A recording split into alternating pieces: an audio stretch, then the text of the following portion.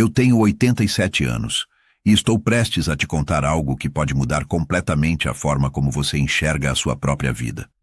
Sabe, a gente passa décadas correndo atrás de coisas que, no final das contas, viram fumaça.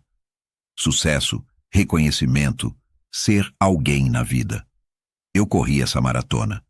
Eu suei a camisa, perdi noites de sono, sacrifiquei momentos preciosos, achando que estava construindo um legado. Mas foi preciso uma pergunta de 15 segundos, feita numa tarde comum de terça-feira, para desmoronar todas as certezas que eu levei quase 9 décadas para construir.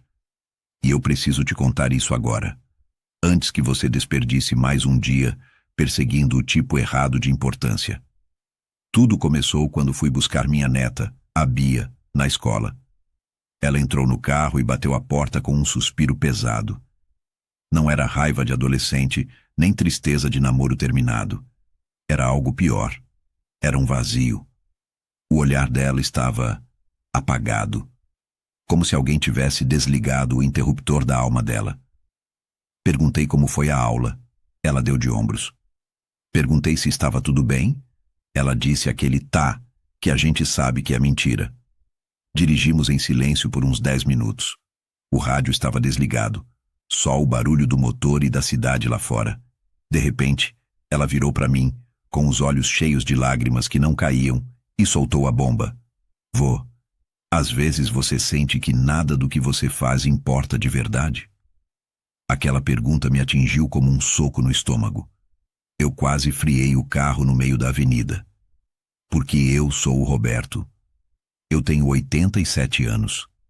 Eu vivi ditaduras, planos econômicos que fracassaram, crises mundiais, perdas familiares e fracassos pessoais que eu não desejaria para o meu pior inimigo. E aquela pergunta maldita já tinha ecoado na minha cabeça mais vezes do que eu consigo contar. A diferença é que eu estou no fim da linha, olhando para trás. Ela está no começo, olhando para frente. E ali, naquele espaço entre o meu passado e o futuro dela, eu percebi que a gente entendeu tudo errado sobre o que significa importar. Vivemos num mundo viciado em impacto. Você abre o celular e vê gente mudando o mundo, fundando empresas unicórnio antes dos 30, influenciadores com milhões de seguidores, gente que parece brilhar o tempo todo. A mensagem é clara: se você não for extraordinário, se você não for gigante, você não é nada. A gente mede nosso valor pelo tamanho da plateia, pelo número de aplausos. E eu entendo. Eu já fui assim. Eu queria que meu nome estivesse em placas de bronze. Eu queria ser lembrado. Mas sabe o que 87 anos me ensinaram? Que as coisas que realmente importam quase nunca parecem importantes na hora que acontecem. Deixa eu te contar sobre a Dona Cleusa. Ela era minha vizinha na Vila Mariana, lá pelos anos 70. Uma senhora simples, professora de escola pública, solteira, sem filhos. Ela morou na casa 3 casas abaixo da minha por 40 anos. A vida dela, vista de fora, era a definição de comum. Ela saía de manhã com aquela pastinha de couro surrada, pegava o ônibus, dava aula para a 3ª série, voltava, comprava pão na padaria, regava as plantas. Fim. Quando ela se aposentou, fizeram uma festinha no pátio da escola. Tinha bolo de fubá, refrigerante quente e uns 30 alunos. Nenhuma câmera de TV, nenhuma reportagem no jornal. Ela ganhou uma placa de acrílico e um buquê de flores. Parecia pouco, né? Parecia que uma vida inteira de trabalho tinha se resumido àquilo. 2 anos depois, a Dona Cleusa faleceu. Dormiu e não acordou. No velório, eu esperava ver meia dúzia de gatos pingados. Afinal, ela era uma mulher comum, discreta, que nunca tinha feito nada grandioso aos olhos do mundo. Eu cheguei na capela e não consegui entrar. Estava lotado. Tinha gente na calçada, tinha gente no corredor. E não era só gente velha. Tinha médicos, advogados, mecânicos, donas de casa. E um por um, eles começaram a falar. Um cirurgião renomado subiu e disse, com a voz embargada, que a Dona Cleusa foi a primeira pessoa na vida que disse que ele era inteligente quando todo mundo chamava ele de burro. Uma moça que dirigia uma ONG contou que a dona Cleusa pagava o lanche dela do próprio bolso porque sabia que ela ia para a escola com fome. História atrás de história. Vidas desviadas do precipício. Destinos alterados. Tudo por causa de uma mulher que achava que estava apenas dando aula. Ela nunca tentou mudar o mundo. Ela nunca buscou reconhecimento. Ela só prestou atenção na criança que estava na frente dela. Ela decorou os nomes. Ela percebeu a tristeza nos olhos. Ela ficou depois da hora para explicar a divisão ou a crase. Nada glamuroso, nada que viraria manchete. Mas as ondas que ela gerou naquele lago, elas continuam se espalhando décadas depois que ela se foi. Nós invertemos a lógica.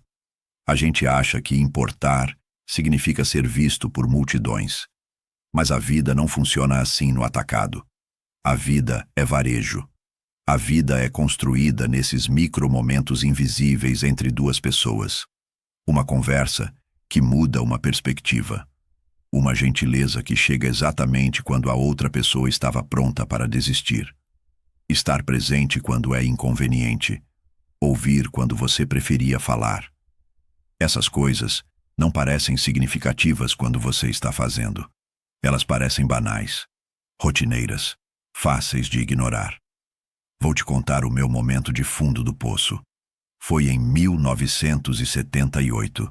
Eu tinha 39 anos. Minha empresa de representação comercial estava quebrando. Eu devia para os bancos, devia para agiotas, devia para a família. Em casa, o clima era de velório. Eu estava bebendo mais do que devia, dormindo menos do que precisava. Eu me sentia o maior fracasso que já tinha pisado na terra. A vergonha era tanta que eu nem conseguia olhar minha esposa nos olhos. Numa noite de quinta-feira, chovia muito em São Paulo. Eu estava sentado no meu carro, parado na frente de um bar na Rua Augusta. Eu estava ali, com a mão na maçaneta, lutando contra a vontade de entrar e beber até esquecer meu nome. Eu estava cogitando sumir. Pegar o carro e dirigir até acabar a gasolina e nunca mais voltar. O peso no meu peito era insuportável. De repente, alguém bateu no vidro. Toc, toc, toc. Eu levei um susto. Abaixei o vidro. Era o seu Carlos, um senhor que eu conhecia de vista da padaria onde eu tomava café de manhã. A gente tinha trocado, sei lá, 3 frases na vida sobre futebol ou chuva. Ele estava com um guarda-chuva quebrado, molhado, e sorriu. Oh, Roberto, que coincidência. Eu ia entrar ali na lanchonete para comer um bauru. Acompanha um velho? Não gosto de comer sozinho. Não foi uma intervenção. Não foi um discurso motivacional. Ele não perguntou o que eu estava fazendo ali parado no escuro com cara de desespero. Ele só me chamou para comer um bauru. Nós ficamos 2 horas naquela lanchonete. Ele falou sobre os filhos dele que moravam longe. Falou sobre a época que ele vendia enciclopédia. Falou sobre o time dele que tinha perdido. Coisas normais. Conversa fiada. Mas, de alguma forma, no meio daquela conversa absolutamente comum, algo dentro de mim se acalmou. A tempestade na minha cabeça diminuiu. A sensação de que eu era um lixo começou a dissipar só porque aquele homem estava me tratando como um ser humano igual a ele. Eu não entrei no bar aquela noite. Eu fui para casa. Abracei minha mulher. No dia seguinte comecei a renegociar as dívidas. Aquele lanche importou. Aquele convite importou. Mudou a trajetória da minha noite e, muito provavelmente, salvou meu casamento e minha vida. E o seu Carlos? Ele provavelmente esqueceu daquilo na semana seguinte. Para ele, foi só um bauru com um conhecido. Essa é a pegadinha de fazer a diferença. Quase nunca é dramático. Não tem trilha sonora de filme. Você não recebe uma notificação no celular dizendo: parabéns, você acabou de salvar uma vida. Na maioria das vezes, você nunca vai saber. Você vai fazer algo que parece pequeno para você, e vai ser tudo para outra pessoa. E você vai seguir em frente achando que não fez nada demais. Minha esposa, a Helena... a Helena. Ela tinha uma mania que eu, na minha arrogância de homem ocupado, achava perda de tempo. Ela escrevia cartas, cartas de verdade, papel, caneta, selo. Mesmo quando já tínhamos telefone, mesmo quando apareceu o e-mail, ela escrevia para os nossos filhos na faculdade, escrevia para primas distantes, escrevia para amigas que estavam doentes. Eu brincava com ela. Helena, para que isso? Liga logo, resolve em 5 minutos. Ela só sorria, ajeitava os óculos e continuava escrevendo. A letra da gente carrega um pedaço da gente, Roberto. Ela dizia. Depois que a Helena se foi, há 6 anos, eu precisei mexer nas coisas dela. Encontrei uma caixa de sapatos no fundo do armário. Estava cheia de cartas que as pessoas tinham mandado de volta para ela. E em quase todas, tinha frases como: "Sua carta chegou no dia que eu mais precisava", ou "Eu leio suas palavras sempre que sinto medo". Ela não estava tentando ser famosa. Não estava tentando criar impacto. Ela só estava estendendo a mão. Mas ela importou. Enormemente. Se você está me ouvindo agora e sente lá no fundo que essa história toca em alguma ferida sua, se você também já se sentiu pequeno ou inútil, deixa um like nesse vídeo, compartilha com alguém e me conta nos comentários. Você já teve um seu Carlos na sua vida? Alguém que te salvou com um gesto pequeno? Eu leio as histórias de vocês e elas me dão esperança. Sabe o que eu gostaria que alguém tivesse me dito quando eu tinha a idade da Bia, ou até a minha idade de 39 anos? Que sua vida não precisa ser extraordinária para importar. Na verdade, ela provavelmente não deve ser. A pressão para ser excepcional, para se destacar, para fazer barulho, essa pressão esmaga a gente. Ela faz a gente sentir que a nossa vida comum não é suficiente. Que trabalhar honestamente, cuidar da família, ser gentil com o porteiro, pagar as contas em dia, que nada disso conta, a menos que venha embalado numa história de sucesso viral. Mas a verdade nua e crua é que quase tudo que mantém esse mundo de pé é feito por pessoas que ninguém vai lembrar. São pais que levantam de madrugada para acalmar um filho com febre, mesmo exaustos. São funcionários que fazem o trabalho bem feito mesmo quando o chefe não está olhando. São amigos que mandam mensagem quando percebem que você sumiu.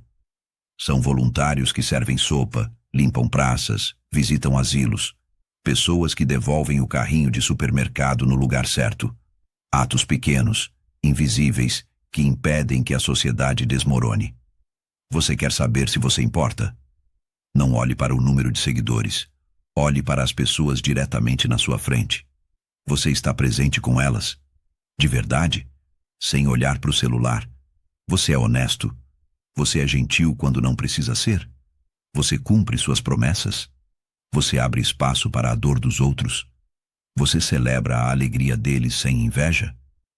Essas perguntas não vão te colocar na capa da Forbes, não vão te dar um verificado no Instagram, mas elas vão determinar se a sua vida teve substância ou se foi só espuma. Eu tenho pensado muito na pergunta da minha neta: "Vô, nada do que a gente faz importa." E percebi que a pergunta em si é o problema. Porque quando perguntamos se importamos, geralmente estamos perguntando se somos importantes numa escala grandiosa, se somos influentes, se somos VIPs. Mas importar é mais silencioso, é mais íntimo. É saber que a sua presença ou a sua ausência faria uma diferença real na vida de pessoas reais. Tenho outra história para te contar. Meu neto mais novo, o Lucas. Quando ele tinha 7 anos, ele tinha pavor de água, pânico. Não chegava perto da piscina. Num verão no sítio, eu passei 3 semanas com ele. Todo dia, 15 minutos. Eu não empurrava ele. Eu não dava lição de moral. Eu não dizia deixa de ser medroso. Eu só entrava na parte rasa, ficava parado e estendia a mão. Tô aqui, Lucas. Não vou soltar. Só isso. Presença. Paciência. No final do verão, ele estava nadando. Hoje ele tem 23 anos. Ele provavelmente nem lembra dessas sessões de 15 minutos na parte rasa. Mas eu lembro, porque eu sei que se eu não estivesse lá, firme e paciente, aquele medo poderia ter acompanhado ele para sempre. Isso é importar. Não porque é impressionante, mas porque é real. Quanto mais velho eu fico, mais eu percebo que a gente persegue fumaça. Status desaparece. Cargos são preenchidos por outras pessoas na semana seguinte à sua saída. As pessoas esquecem suas conquistas profissionais mais rápido do que você imagina, mas elas nunca, jamais esquecem como você as fez sentir. Elas não esquecem que você apareceu. Elas não esquecem que você enxergou elas quando elas se sentiam invisíveis. Essas coisas grudam na alma. Elas ecoam para o futuro de formas que a gente nunca vai entender completamente. Semana passada eu estava no mercado. A moça do caixa, uma menina nova, parecia exausta. Olheiras fundas, movimentos lentos. Eu poderia ter passado minhas compras, pago e ido embora calado. Mas eu perguntei: "Minha filha, você está bem? Parece cansada." Perguntei de verdade, olhando no olho. Ela travou por um segundo. Os olhos encheram d'água. Ela me contou que estava dobrando turno porque a mãe estava internada. Conversamos por, 2 minutos enquanto ela passava o leite e o pão. Eu disse que ela era uma boa filha, que o esforço dela era nobre. Quando eu saí, ela sorriu um sorriso triste, mas genuíno e disse: "Obrigada, Senhor." Aquela conversa vai mudar o PIB do Brasil? Não. Vai acabar com a fome no mundo? Não. Importou para ela naquele momento? Eu tenho certeza que sim. Talvez tenha sido a única vez no dia que alguém a viu como pessoa e não como uma máquina de passar código de barras. Então, aqui está a resposta que eu dei para a Bia e que eu dou para você agora. Sim, o que você faz importa. Muito. Mas provavelmente não do jeito que você acha. Importa nos momentos pequenos, nos momentos sem glamour, naqueles que você não vai postar nos stories e nem colocar no currículo. Importa quando você escolhe a paciência em vez da gritaria. Importa quando você diz a verdade, mesmo quando mentir seria mais fácil. Importa quando você ajuda alguém e ninguém está vendo para aplaudir. Importa quando você fica, mesmo quando ir embora seria mais simples. Sua vida não precisa ser um espetáculo para ter significado. Ela só precisa ser humana, honesta, presente. E isso, meu amigo, isso é muito mais difícil do que parece, porque exige que você preste atenção, exige que você saia do automático, exige que você se importe com o outro mesmo quando você está cansado. Mas é aí que mora a vida de verdade, não nos holofotes, mas no trabalho silencioso e constante de ser humano junto com outros humanos. Eu tenho 87 anos. Se eu tiver muita sorte, tenho mais alguns poucos pela frente. E quando eu deito a cabeça no travesseiro e penso no que eu quero que minha vida tenha significado, eu não penso nos prêmios de vendas que eu ganhei em 1980. Eu penso nas pessoas que eu amei bem, nos momentos em que eu fui colo para alguém, nas vezes em que eu ajudei sem pedir nada em troca, nas conversas onde eu realmente escutei, de coração aberto. Essas são as coisas que pesam na balança final. Essas são as coisas que vão sobrar de mim quando eu for embora.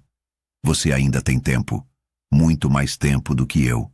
Não desperdice esse tempo tentando ser importante para o mundo e esquecendo de ser importante para quem está do seu lado. Se essa conversa fez sentido para você, se tocou aí dentro, faz um favor para esse velho aqui. Se inscreve no canal, ativa o sininho. Eu quero continuar tendo essas conversas com você. Deixa teu like, porque isso ajuda essa mensagem a chegar em mais pessoas que estão se sentindo perdidas. E compartilha esse vídeo com alguém, seu filho, seu amigo, seu pai, alguém que precisa saber que a vida dele importa. E me conta nos comentários, qual é a pequena coisa que você vai começar a valorizar a partir de hoje?